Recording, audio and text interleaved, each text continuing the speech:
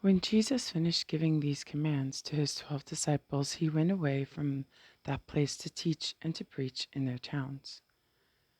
When John heard in prison of the works of the Messiah, he sent his disciples to him with this question: Are you the one who is to come, or should we look for another?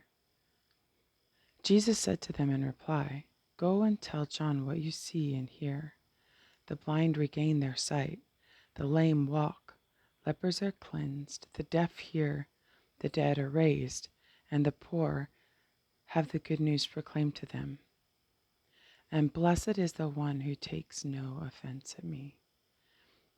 This one is really important to me because of, if you think of where John was, he's imprisoned by an unjust leader.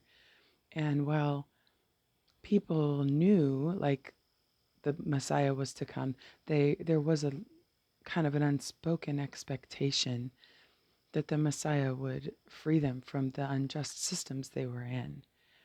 And instead, the Messiah was healing them in that system and providing them a means for eternal life, it just looked a little different. I think that in my experience also, everything I have watched and waited and had faith for, that the Lord, that I have seen come to pass, it looked different than I thought it was. And wasn't quite what I was expecting. And sometimes I only see that it was the Lord when I'm in hindsight. And I just think that the blessed is the one who takes no offense at me is very important, because God's priorities are not the same as ours.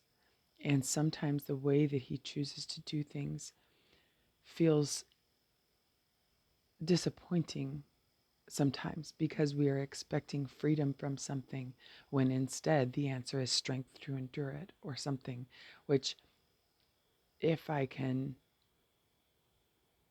stop assuming I know what the right answer is, it's a little easier to accept his answers. But I tend to, like, for example, if I'm praying, here's the problem, here's the solution, instead of here's the problem, I don't know. I don't know what the solution is, but this is the problem. So show me, what are you trying to show me about myself? What are you, like, kind of leaving it open for the Lord a little bit, and for the Lord's purposes. Because the other thing is assuming that I know what's good for others, or for everyone, or for the world.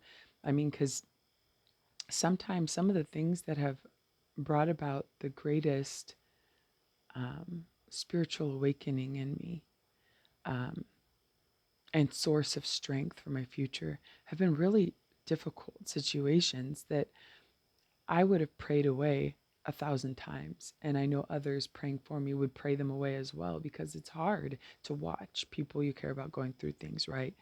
But some of those things were hugely defining moments in my faith. And so God's way was better. It was harder and it wasn't pretty, but it was the right way. And so I think I'm going to cut this up into smaller bits because I keep rambling, and maybe it'll help me, like, reset and not ramble on the next one.